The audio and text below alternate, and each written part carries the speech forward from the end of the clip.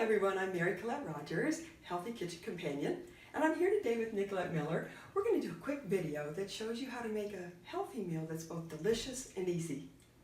And I'm Nicolette Miller, nutritional therapist and metabolic balance coach. And I wanted to really get together with Mary, make this video and show how a healthy and balanced meal can actually be tasty and pretty.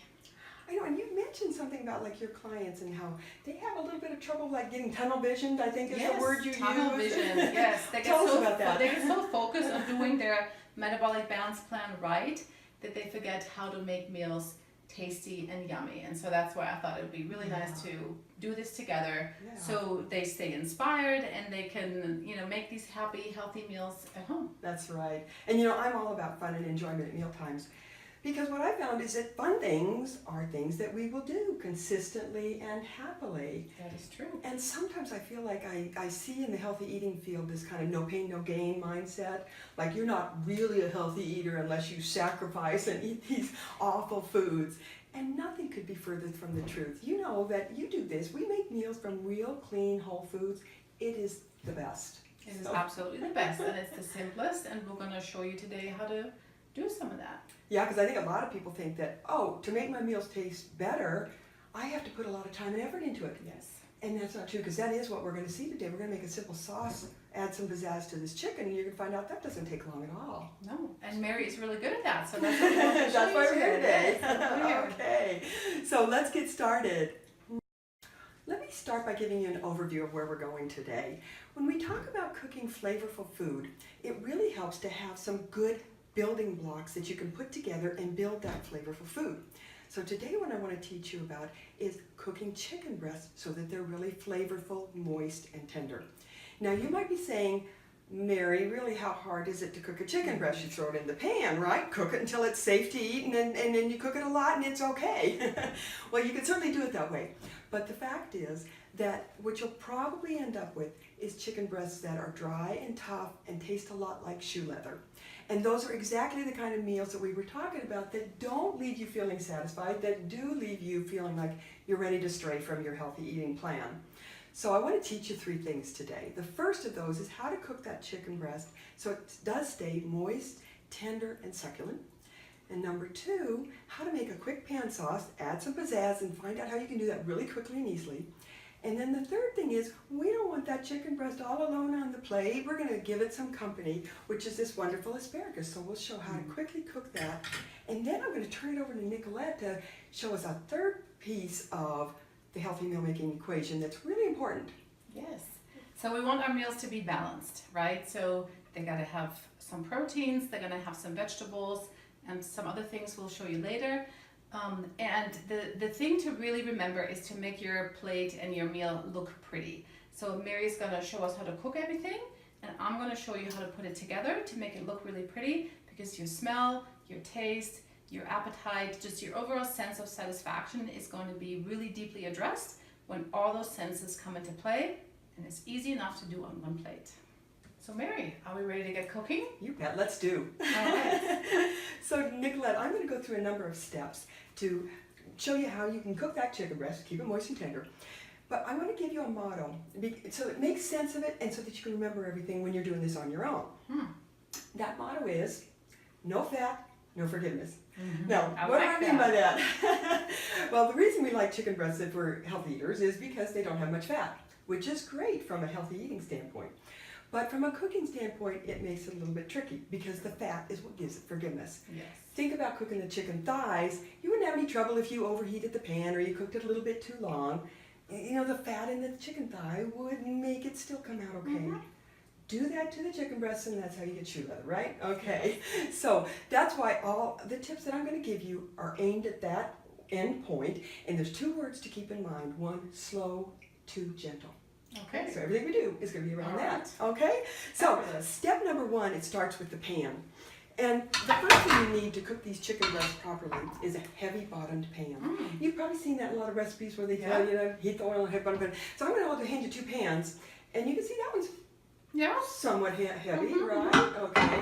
But now take a feel on that one. Oh yes, Dr. Yeah, and as you can see, her arm is going down, doing some weightlifting there. That's what you want to be able to use for cooking your chicken breast. Now today, what's actually going to happen is I'm going to cook it in this heavy-bottomed electric skillet so that Nicolette and I can both access it and still see you on the camera. So I'll set this aside, but this is the pan that I would use if I was cooking at the stovetop.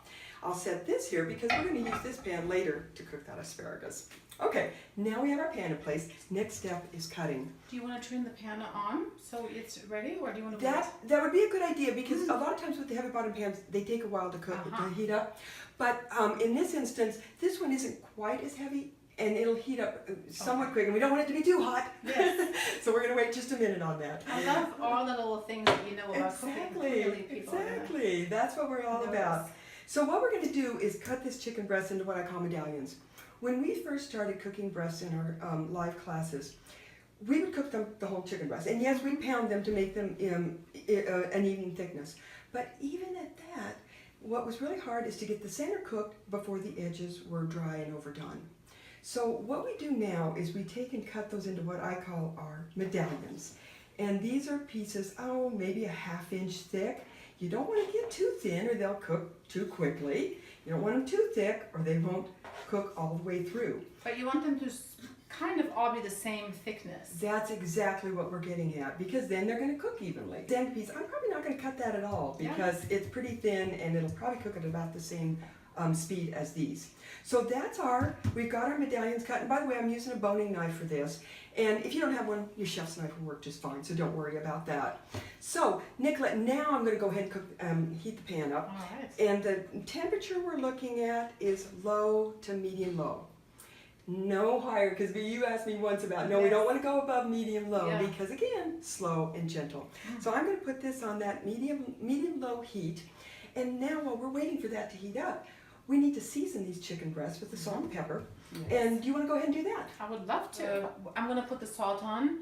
And I know we talked about this. We put on a little bit of salt. Right. Because we can always do more salting later.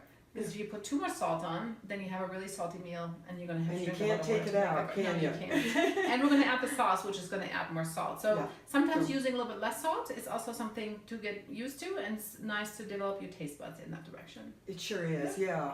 Well, okay, so we've got our chicken breasts are seasoned, okay? Wonderful. So now let's go back. Next step is to warm our oil. And our pan has gotten pretty warm. I can feel it. So we're going to go ahead and add a ½ tablespoon to a tablespoon of oil. If you're only cooking one chicken breast, you could probably just get by with about a ½ tablespoon. And then what we want to do is warm that oil. Now, how can you tell if it's warm? Because obviously you don't want to put your hand in there, right? So you can see that when the oil starts getting real thin, that's a really good sign. Yeah. And so go ahead and take that opportunity to spread that around and coat the bottom of the pan. Sometimes you might be able to see how it shimmers just a little bit, and I don't know if you can see that. I'm seeing that. Can you? Yeah, exactly. Yeah. So that's probably a pretty good indication, but if you're wondering at all, the next best thing, and this is a surefire way, put in just a tip of it. You hear that nice? What you're looking for is a nice gentle sizzle. Not like when you're cooking onions and it's like, whoa, you know? No, we want to just have a nice gentle sizzle. You can go ahead and put some of these in too, Nicolette, if you want. And as you'll notice, I'm putting a little space between each one. We want to leave a little space between them because if we crowd them in there, then what we're doing is steaming the chicken breast rather than sauteing them. Okay. And steaming, that just doesn't even sound that good, does it? No. No, so we don't want to steam it. No, we don't want to do that. And then I'm going to do one last thing, which is I go along and I just kind of push those down to make sure that they've got full contact with the pan. Yes, that's done, so let's go ahead and get that off of there. And Mary, let me ask you one more thing. Are you only using the spices on one side in this particular instance? I am, and the reason is that we could add a little more pepper. If we wanted, but I don't think we want to add any more salt on this one because we've got the sauce coming up. So but if you wanted to add a little pepper, I was going to add a little pepper at the end to taste. Perfect. Because a lot of times people are a little sensitive to pepper, so we'll just do that. Over here for you. So now what we're doing is we're looking for that side one to go ahead and cook. And what I look for is a couple of things. And actually the first thing I do is I set the timer because what the thing you need to know, chicken breasts don't take that long to cook. So this is not the time to go check the mail or check your Facebook or anything. You want to be paying attention to your chicken right here because it will cook really quickly. And that's why I set the timer, because that will keep you on track and you won't forget Smart. about it. She knows what You she's betcha, doing. you betcha. So And Mary, I'm noticing it's getting a little white along the edges. that's exactly what we want to be looking for. And do you notice how too, then it's starting to sizzle quite a bit more. So I'm going to turn this pan down a little bit, because remember our code words? Yes. Gentle, slow. Gentle. So let's go ahead and turn those, and we've got some nice browning going on. And you're right, what I was looking for is that right around these edges we're getting some white. So that's a good indication that it's time to flip them over. And that's probably about a minute to 2 minutes if I had set the timer immediately after we had put that in. So I'm going to go ahead and flip those over. And now we're going to get to the really tricky part, because now we have to try to get these chicken breasts cooked, but not overcooked. We do want them safe to eat, of course, Yes. right? Yeah. So, but we don't want to overcook them, because that's when we get to shoot them. So how do we do this? Well, let me show you. Oh, there's our timer. So I'm going to go ahead and reset that now for another 2 minutes. And these chicken breasts should be done by then. I want to show you something. Nicolette, do you see I'm trying to cut this? Mm-hmm. And it doesn't really cut that well, does it? It springs back at you. It really does. And so the thing is that when they're done, that's one indication. You can kind of cut through there with the end of your spatula really easily. Okay. So that's one indication. Another indication is to just look at the chicken breasts, and when they really lose that redness and become opaque, that's another sign. And then the third sign that we do in our classes, so that we make sure that people are comfortable, because you want to be comfortable eating these chicken breasts and not think you're imperiling your health. You just take a knife and a fork, you cut them open, and you look. And I know that that may not sound very technical or anything, but that's what we found is one of the best ways to do that. Just to be safe. Just to be safe. Yeah, want to be safe, exactly. wanna have And then healthy you've food. got your chicken all cut up for you. Yeah. Yeah. Isn't that nice? So, and also I should mention, with an electric skillet, the heat cycles on and off, so it's a little bit tricky. Yeah. But on the stove top, at this point, you'd want your heat on low. Okay. Because at this point, we just want to cook it just long enough to get done. We don't want to overcook it. And low is about as much as you want. And that's what makes it a little hard to cook in an electric stove like this. We'll give you a little leeway. Will you? I think And you'll that's still fine. say that my Yes. chicken breasts are good? Okay, good. Because they look beautiful. They do look beautiful now. And so now I'm going to look around and start with the ones that are thinnest, although most of these are really pretty evenly sized. My timer went off. That was the 1 minute warning. So these are still not quite done. So you know what? Let's make the sauce. When we have a lull in the action, go on to make the sauce. I get to do something. Yes, you get to do something, I'll leave this Nicolette. here for you. So sauce, I want you to remember a formula, 1-2-1. 1 teaspoon of this wonderful vegetable broth that Nicolette has in her metabolic balance program. And I love this because it didn't have any artificial ingredients in it. No, Wasn't it's that great. And it's wonderful? got some unusual herbs in it too. Right, for flavor. Yep, and you can get this at Amazon. So 1 teaspoon. 1 teaspoon of that. 2 teaspoons of, we're using a grainy mustard today. You can also Grainy use a Dijon mustard. Oh, look at it. It's already coming out. Yep, that's that it's doing. And while you're doing that, I'm going to just check these chicken breasts and see how we're doing here. They're still not coming through very good, although they're getting close. My timer's going off. I think I might need 1 more minute, so I'm going to set 1 more minute. I'll The just shake thing this a is, little bit. chicken breasts go from being underdone to overdone in about 30 seconds. That's why you have to really watch this. And so she's measuring out our chicken breast, and then we'll just whisk, or mustard, we'll just whisk that together.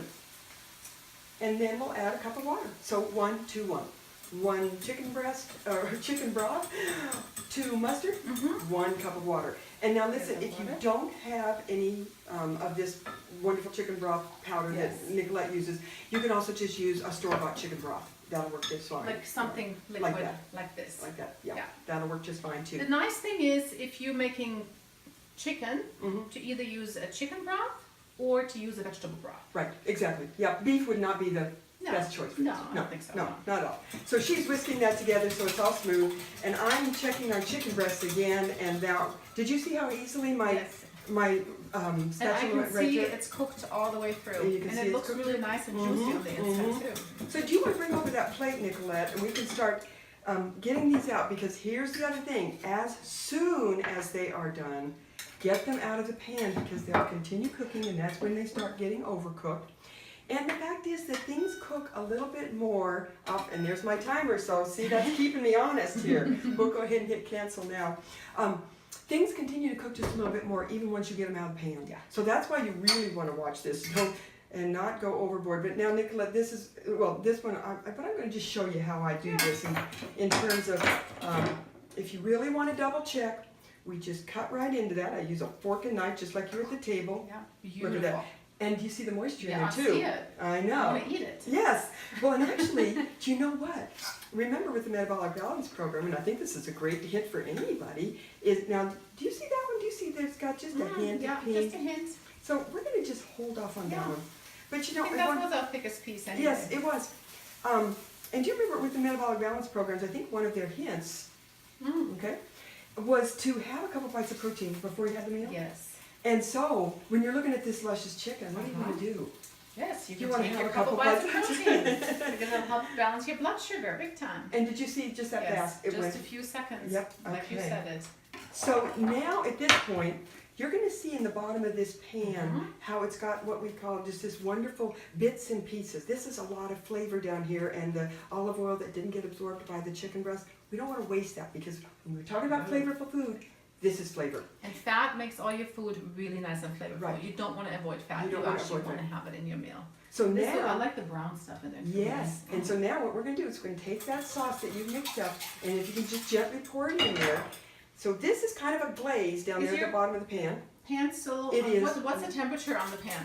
The pan, right now, it's still in our low, Okay. which is fine when you're pouring it in, so it doesn't, sizzle Yes. too much and burn you. Oh, look at that little bit A of- little bit of mustard maybe down there. So those nice things that were in the bottom of the pan are what we call, it's like a glaze, right? So now what we're doing is we're doing a thing called deglazing the pan. We're just getting that glaze, pulling it up, and pulling it into the sauce so we don't lose that flavor. Then once we deglaze the pan, we do something called reduce, which is also pretty obvious, right? We want to reduce that sauce down so the flavors are concentrated, and we do that by simply evaporating water, boiling it And I up. hope you can see this because there's a lot of nice steam coming off of here because that's how you reduce a sauce.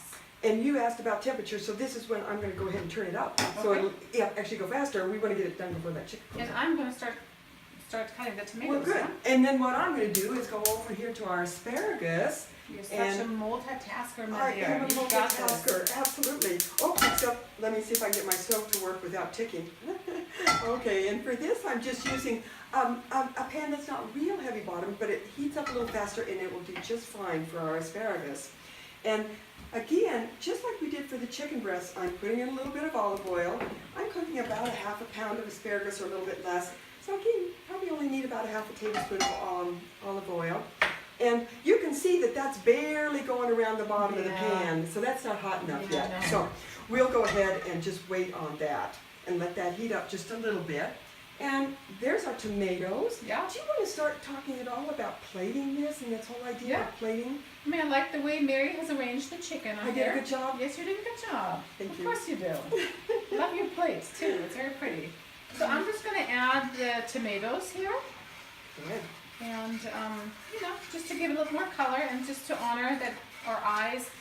So this is my grandma, my German grandma always says, the eyes eat too. So yes, let's involve the eyes and have them eat too.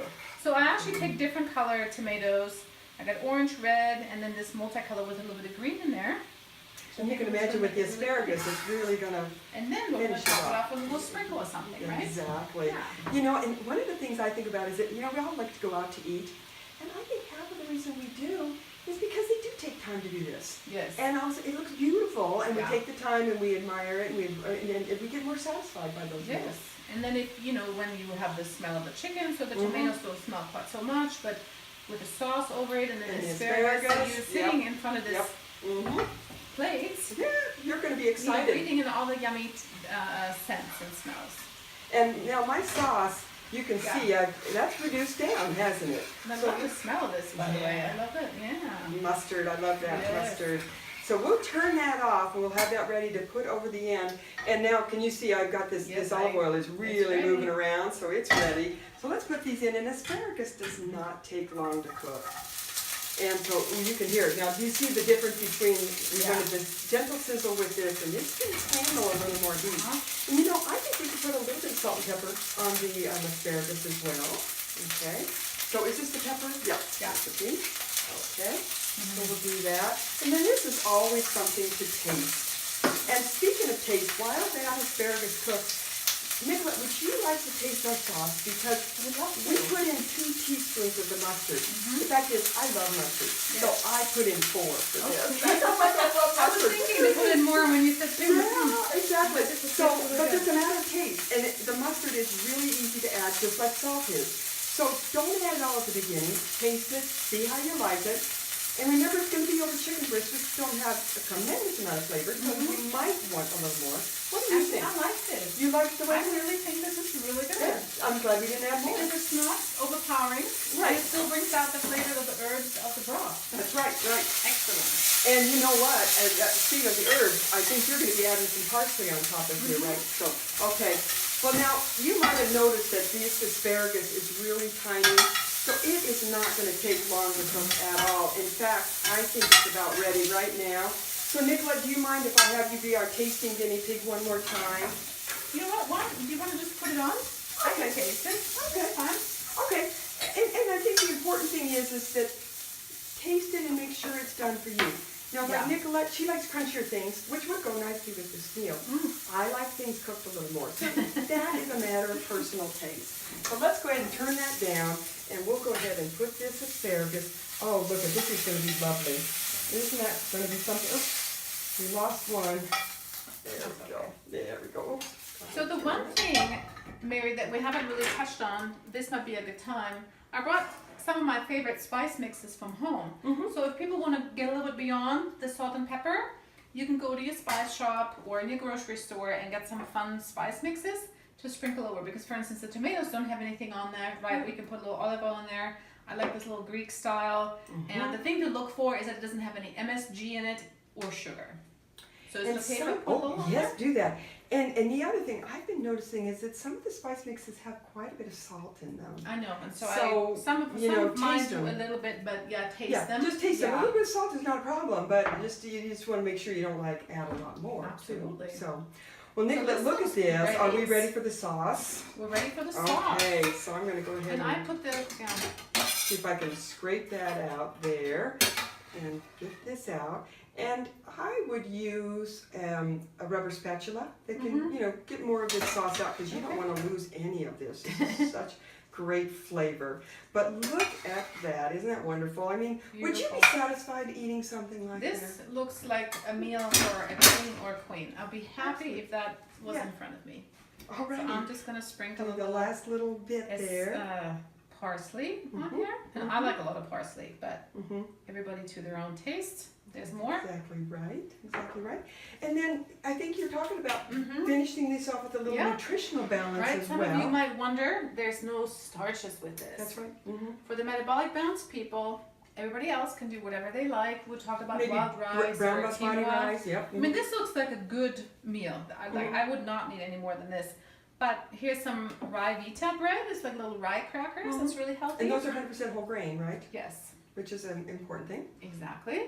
And then part of a metabolic balance meal is also your apple. So we thought we'd put a pretty apple with it. That's right. Just to finish it off. And you can also finish with other fruits as well. Absolutely. Absolutely. So, and there you go. So, Nicolette, this was so fun. And I'm really hoping that this helps people see how to do these healthy meals. And it didn't take long, did it? No, it didn't take long at all. It was amazing. So, where do we go from here?